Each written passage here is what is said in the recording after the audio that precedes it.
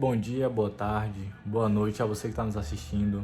Eu me chamo Aires Souza, sou sócio fundador do GS, Advocacia Especializada, e hoje eu quero tratar de um tema contigo muito importante, que é a relação médico-paciente. Gostaria de trazer de forma objetiva, de forma clara, simples, como nós temos feito, direitos a qual o paciente ele possui na relação médico-paciente e desses direitos explicar também, elucidar um pouco mais sobre essa importantíssima relação. O direito à saúde como um todo, antes de falarmos da relação médico-paciente, o direito à saúde é um direito constitucionalmente previsto em nossa Constituição Federal de 1988 e é um direito de todos, certo? O direito ao acesso à saúde. E aí no acesso à saúde, seja ela particular, seja ela pública, nós temos essa importantíssima relação sui generis, uma relação extremamente especial, uma relação jurídica diferente das demais relações, uma relação jurídica como seria um contrato de compra e venda, um contrato de locação, e a relação médico-paciente não é nenhuma dessas relações. Ela está um pouco acima em relação à sua especialidade, é uma relação extremamente especial. E a doutrina, né, os escritores do direito entendem como uma relação sui generis, uma relação especial. E assim, a relação médico-paciente, ela é muito delicada porque normalmente nós temos de uma ponta um leigo que está com algo na sua saúde debilitada. Isso é o que comumente nós vemos. E do outro lado, um médico técnico, extremamente técnico, em uma das áreas mais difíceis da humanidade, né, que é a medicina, que detém o conhecimento, detém o poder de poder agir sobre aquela situação do paciente. Mas veja, para o direito, a relação médico-paciente, e tem alguns doutrinadores, alguns escritores que discordam dessa relação ser uma relação de consumo, exatamente. Então o direito olha a relação médico-paciente como uma relação de consumo.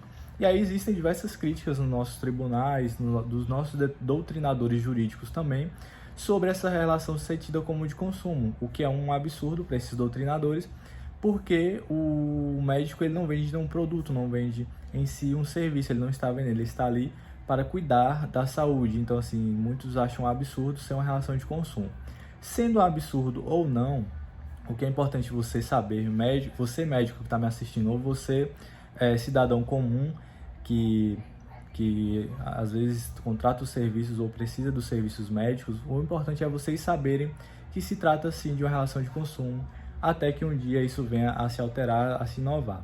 Sendo absurdo ou não, é uma relação de consumo. Pois bem, sendo uma relação de consumo, você médico tem que ter muito cuidado, porque o seu paciente ele é olhado de uma forma mais hipossuficiente, caso você seja processado. E hipossuficiente e vulnerável. Então veja que você entraria já na demanda com um certo desequilíbrio em favor do paciente, em favor do consumidor do seu serviço. Então muita atenção, muito cuidado quanto a isso.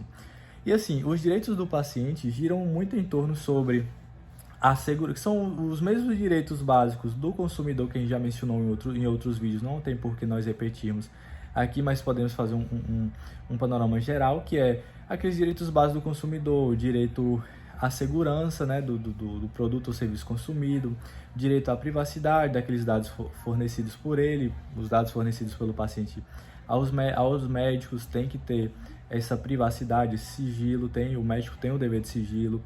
Pois bem, mas assim, direito à autonomia, que é um direito importantíssimo do paciente, ele tem a autonomia de escolher se submeter ou não àquela terapêutica, se submeter ou não àquele tratamento a qual o médico está prescrevendo para o paciente naquele determinado caso.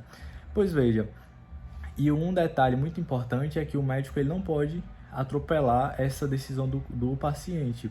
O médico sempre tem que constar no prontuário tudo que foi realizado ali pelo paciente e tudo mais, mas o médico não pode atropelar a vontade do paciente em se recusar, em caso de recusa de tratamento, independente de qual seja ele. A única forma que o médico não pode se recusar é quando o paciente está em um iminente risco de morrer.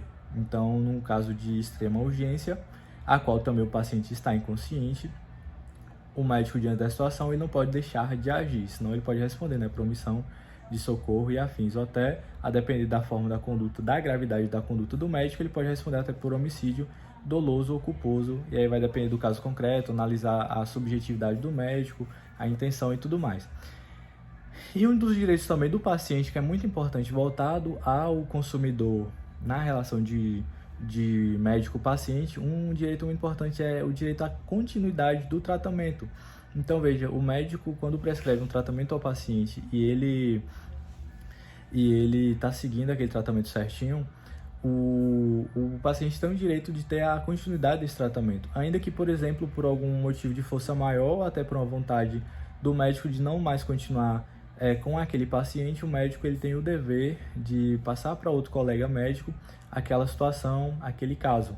Ele não pode simplesmente abandonar o paciente no meio de um tratamento. Isso é um direito muito importante. E aí, como todos nós dotados de direitos, nós temos também deveres. O paciente ele tem o dever de cumprir com o tratamento e também o dever de fornecer todas as informações necessárias ao seu caso para o médico. Veja que o paciente também tem esse dever, porque veja, nós tivemos no nosso escritório um caso muito absurdo até, a qual o paciente processou o médico por negligência médica, e quando a gente foi observar o caso concreto, com os detalhes do caso concreto, nós percebemos que o paciente ele não seguia as prescrições médicas naquela terapêutica, naquele tratamento. E aí, ainda assim, ele teve a audácia de processar o médico e dizer que consequências que ele teve na sua saúde, de ficar muito pior, muito mal, foram por conta do médico, quando a gente, na verdade, constatou que ele não seguia o tratamento. Então, ele não se medicava nos dias corretos, ele simplesmente abandonava o uso dos medicamentos.